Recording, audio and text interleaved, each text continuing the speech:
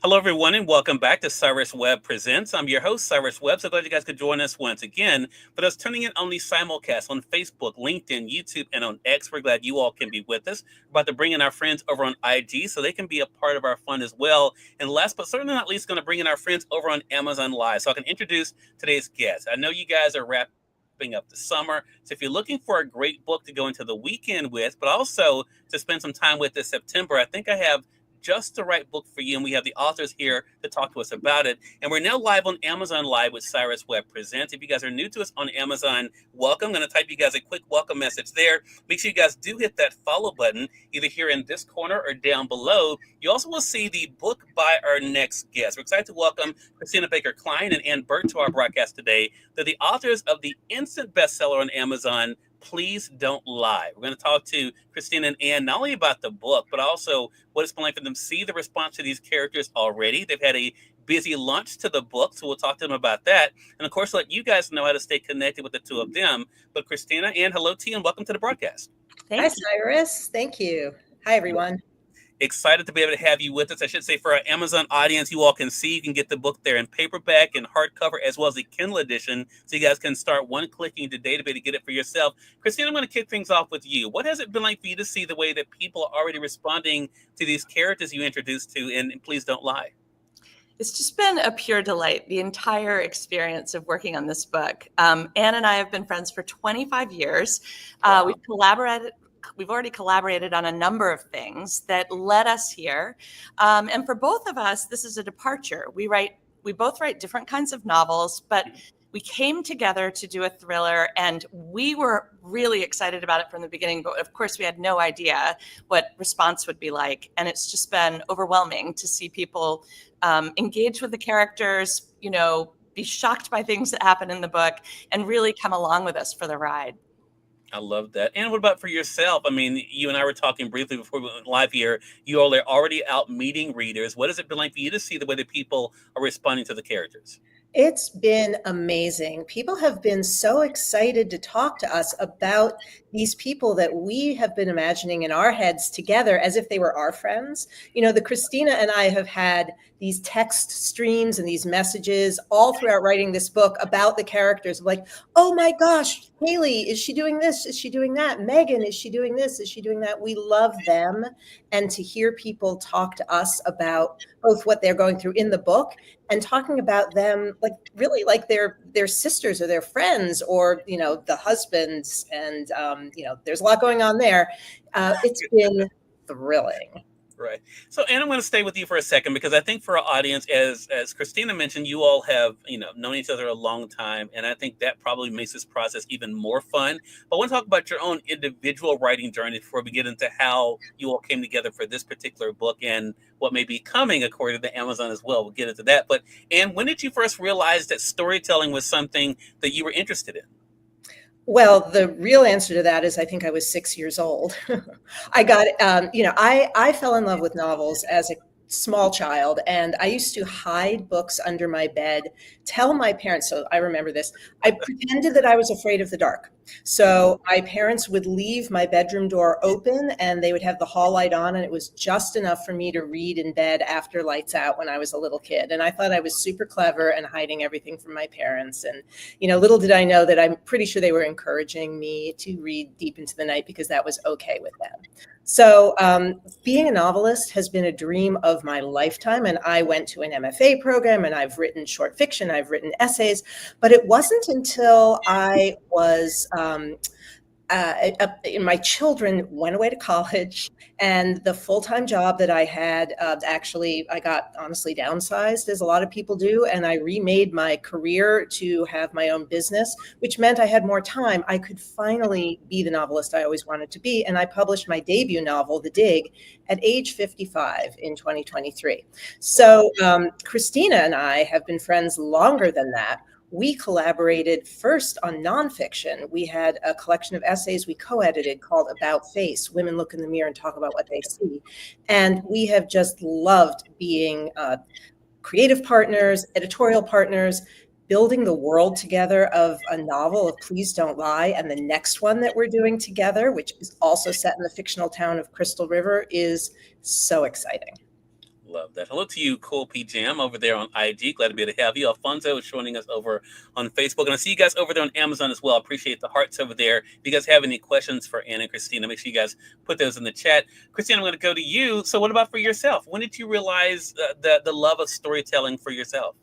Listening to Anne tell that story made me realize I have a story so similar that I read with a flashlight under the covers. And, now in this age of social media, as Anne was speaking, I was thinking, parents would be thrilled to have their kid reading a book under the covers. I mean, take away the phones and read a book. But at the time, my parents too were like, I have to have lights out. So, I did everything I could. I had my special collection. I still have those books that I had as a child. I have them all on a shelf. But I too kind of always wrote and was always creative. But unlike Anne, I think my parents were professors, but they wrote nonfiction, and I never imagined that I would write novels. I thought maybe I would end up being a book editor. And in college, things took a turn. I started writing fiction, and I got an agent kind of freakishly early. It was a fluke. It was a moment when that was happening. And it sort of kind of like the Wizard of Oz, when, you tell someone they're smart and suddenly they are smart, and you tell someone they have a heart and they, they're suddenly empathetic. It was sort of like that. I was given permission to think of myself differently. And that was kind of how it started for me. I love that. And I love the fact that too, for the two of you, to be able to have your own careers, and then of course, to be able to have your own lives, but to be able to come together as friends, but also as fellow, storytellers, to be able to tell this story is so great. So Christina, since we have you highlighted, talk to us about, I think it was Anne that mentioned Haley. How did the idea for the story, how did it start? We had this amazing opportunity. Back in the day, a few years ago, podcasts had a lot of money to throw around, and we were offered the opportunity to simply write an outline for a story and to get paid kind of a lot of money. And so I pulled it in, we worked on it for 3 days, and we ended up with a story that we were really excited about. We were also excited to sell it quickly. And so we gave the contract to our agent, and he said, he read the outline, and he said, I think you guys have something here, and I think you should consider writing it as a book. And we were like, but maybe we should just consider turning it in and getting paid. And he said, no, I really think we could sell this. And so he gave us a challenge of writing 3 chapters and an outline. So we did. We went off and did that. And by the end of that process, we were fully invested. He was fully invested, and he got us a 2-book deal. And that was how it all happened. I love that. And what I think is so great, and I have the privilege of interviewing a lot of authors, and I've interviewed a lot of authors who have written together, collabed on projects like this. But Anne, I want to talk about how you all decided, because typically when I'm interviewing authors, especially 2 authors who have worked together on the project, a lot of times the books are written in first person, so we kind of get an idea of the characters are. You all gave us a really broad view by writing it in third person. How did you guys decide on how you wanted to be able to tell the story and to get us into the lives of the characters? That's a great question, Cyrus, because like a lot of other writers, we played with the idea of first person. We played with the idea of third person. We really, one thing that we really knew we wanted to do as a collaboration is tell the story in a unified voice. A lot of co-authors will trade off. One writes one chapter, the other writes the other chapter, or they're 2 point of view characters and each is responsible for one. Christina and I were pretty clear right from the beginning that was not what we were looking to do. We wanted to build a world together, and we wanted the reader to feel immersed in that world, but not just in the inside of our main character, Haley's head. It is her story, and we stay with her in third person, but we wanted it to be slightly pulled back because the atmosphere of the book is very important to us. The setting of this Adirondack mountain town and all of the details of what it feels like for this woman, Haley, who was in New York City for 10 years and grew up in a real Florida suburb before then, was experiencing, which was all new, all strange, all complex. And we felt like third person was the right voice for that because the town is such a character too in this book. Got it. And I will say this, having read the book too, Christina, I think the other thing that comes across for myself is that it's a great idea. What I have found for myself when I'm reading a book in first person, yes, where we get to intimately get to know one of the characters, but we also are kind of deceived in many ways because we're seeing the world as they from their point of view and through their perspective. The way you all have wrote it, I feel like I got to know more about Brandon and the other characters and to understand their situations, what they were going through with family. Is that how it felt for you as well, Christina, that you were able to not only, as Anne mentioned, let us know the place better, but also the other characters that were around Haley and having to deal with things as she saw them? Absolutely, Cyrus. You're asking such great questions. We've done a lot of interviews this week, and you're asking some that are making us sort of think more broadly about the book. I love it. I've written, this is my 9th novel, and every novel tells you its own form.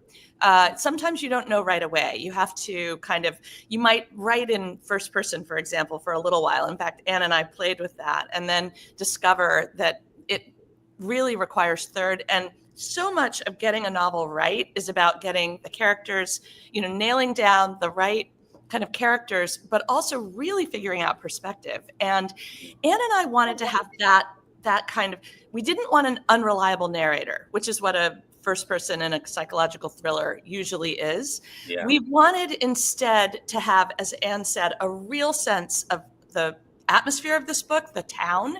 We wanted to show you all these characters with us at a slight remove, with our kind of dry sort of voice in there too. We wanted to show Haley from a slight remove, and it was very fun to develop that tone and voice for this book together. Yeah.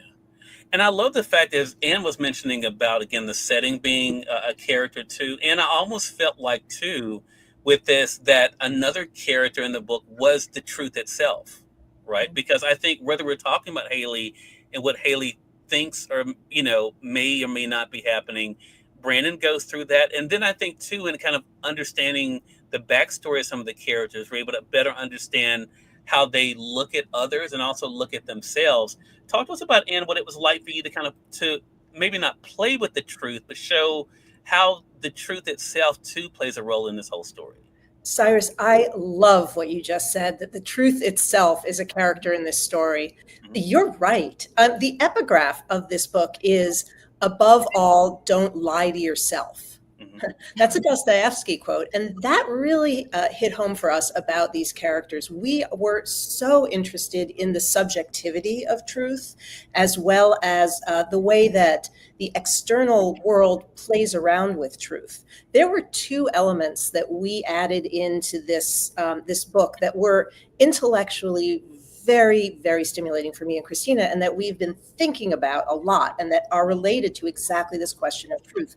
One is the role of social media in the experience of amplifying tragedy and not letting people move on from tragedy. So there are social media hounds. There's a particular podcaster who is capitalizing on the backstory of Haley's tragic loss of her family, and is spinning it into what may or may not be truth. So we don't quite know if what is being reported on by these external characters is the truth of what happened, or whether Haley's experience herself is the truth of what happened, or anybody else. We really wanted to have that be a major piece of the story.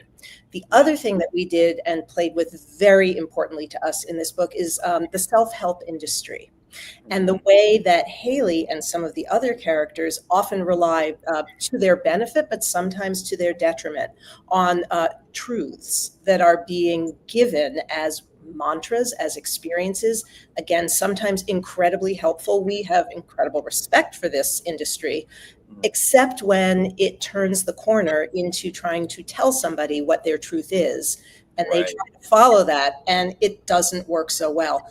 Because this is a psychological thriller, we were able to take that to an extreme in this book and play it out in a world where a lot of wild things happen. But that is a core element of looking at what truth is and who gets to say what truth is. Yeah. And that is, again, why I think readers will appreciate the fact that you all wrote the book in third person, because I think that way we're able to get a better idea of not just one person's thoughts and motivations, but also other people's as well. Uh, Christina, you brought up interestingly enough, and Anna just piggybacked on it in a separate thought, and that is the role of, you mentioned, of course, podcasting, how this is one of the ways that this thing kind of started. And, Ann talked about social media. We live in a very interesting time. Of course, we are simulcasting on social media as we're having this conversation that people are watching us, right? I mean, talk to us about this, because I think this is I meet people who, in all industries, not just authors, but, and I was just mentioned to you, I was in Los Angeles. Some of the actors there, they have such a love-hate relationship with it because of very exactly what this book talks about. That you don't always get the truth even about yourself on social, and then you find yourself going down this rabbit hole of not only digesting but also trying to combat that. Feel like you have to defend yourself. What has it been like for you as a storyteller, Christina, to kind of balance your view of social media? Gosh, I think many of us have a love-hate relationship with social media. On the one hand, it's the portal through which we experience a lot of life these days. I think COVID had a huge impact on the way we consume what's online. I was just thinking as you were talking, I was listening to the Daily right before this. We're doing podcasts and Zooms and all of that like never before. Yeah. But Anne and I think as we've had to do our own social media for the book, for example, we've been thrust again into a very public place where, of course, anyone can comment on anything. Yeah. We've got thousands. I think we've got over 5,000 Amazon reviews and ratings. So there are plenty of people with lots of opinions on Goodreads as well, on BookBub as well. So there are many ways that when you are public in that way, you get people responding to you. Anne and I are so interested in this, in fact, that we're really taking it on in our next novel, which comes out in December of 26. So we have a novel coming out just a year later, another thriller. And it's again, a Crystal River novel. So it takes place in the same town with some of the same characters. And we're looking at the trad wife influencer industry. And these women who are trad wives, as they call themselves and as others call them, are sort of cosplaying femininity. They often have prairie dresses and they have 8 children and they churn butter and they have cows. But they're also making lots of money from doing it and from kind of playing the role of a traditional woman at home. So for women, social media is complicated in all kinds of different ways. And one is being quite susceptible to gurus of all kinds, and female gurus who are kind of telling you how to live your best life. And another is sort of to look at how women should be in society. And so all of that interests us greatly. And for the two of us, it was a great way for us to come together, writing in this particular genre that is psychologically based and looking at women in society, and men, of course, but women primarily, I guess. Yeah. I'm going to leave you up for a second, Christina, because it goes to my thought of the title changed by the time I finished the book. Yes. Because initially I can see a character saying this to another character. By the end of the book, I could see a character saying it to themselves. Did you go into the title knowing that it could have that dual meaning of not only other people not lying to them, but them not lying to themselves? That is exactly why we chose the epigraph from Dostoevsky, because it's all about that. Yeah. And I think for the reader, there's a lot of a question, not only for Haley, our central character, but for some of the other characters too, whose own self-delusions are keeping them from living perhaps their best lives. And so we loved playing with that question. And in fact, there is a moment in the book when one of the characters says to another character, please don't lie. And that was, I think Anne and I realized as we were reading it, we read the book out loud to each other 3 times when we were working on it. Wow. And in one of those readings, we were like, wait a minute, this is our title. It just seemed right. That is amazing. And what about for yourself? I know you had mentioned earlier in the conversation here about, how the book kind of begins with that quote. What was that like for you to play with and to see readers picking up on that as they were going into the book?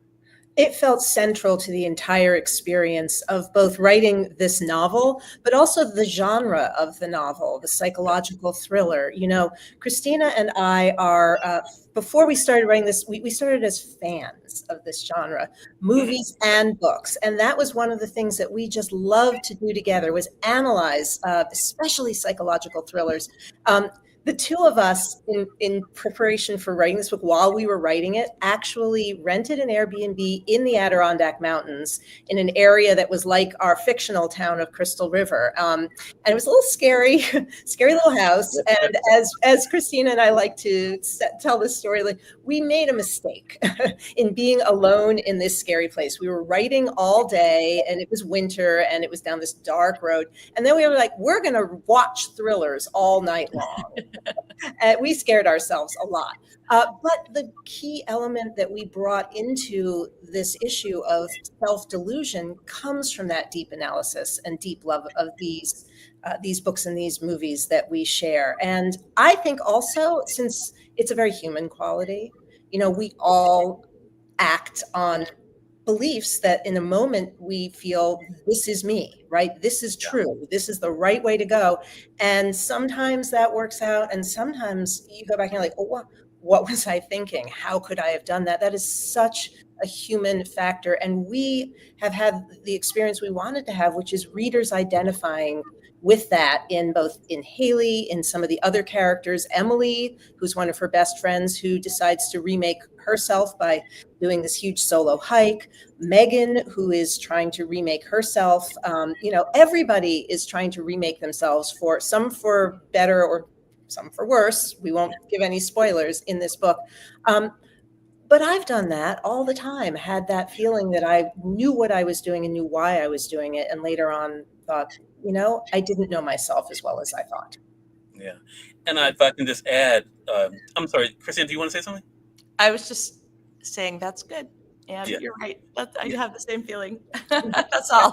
And I was thinking too, one thing we're able to see in these characters is that, and I thought about myself too, and people that I know, is that a lot of times when we are thinking something about someone else or being distrustful, a lot of times it's because we wonder, you know, what we would do in that situation, how we would react in that situation based on our own experiences and secrets. And so I think that's what makes this book such a great read. Again, perfect for the end of the summer. Great conversation with the two of you. Again, everyone, Christina Baker Kline and Burt have been our guests. The book is Please Don't Lie. You guys can get it here in print or the Kindle edition here on Amazon. I will ask the two of you, how can our audience stay connected with you? Christina, why don't you go first? I'm on Instagram. I'm on Facebook. I'm kind of all over the place. My website, and it's basically all Baker Kline. You can find me at Baker Kline everywhere. Love it. And what about for yourself? Great. My website is AnnBurtWriter, all one word.com. There's an E on the end of Ann and a U in the middle of Burt. Sometimes people forget one or flip the other. And then I'm also on Instagram and on Facebook. And right now is a great place to follow both of us. I have a Substack newsletter that you can find called Yes And. Christina also has a Substack newsletter. And because all of our social media right now is referring to each other, if you get one, you get the other. Well, congratulations to the two of you. I really appreciate the time. Congratulations on the book and the tour, and looking forward to our next chat together. Thank you, Cyrus. More than welcome. And we thank your audience for tuning in to another great segment of Cyrus Webb Presents. Until next time, y'all make it a great one. We'll talk to you soon. Take care.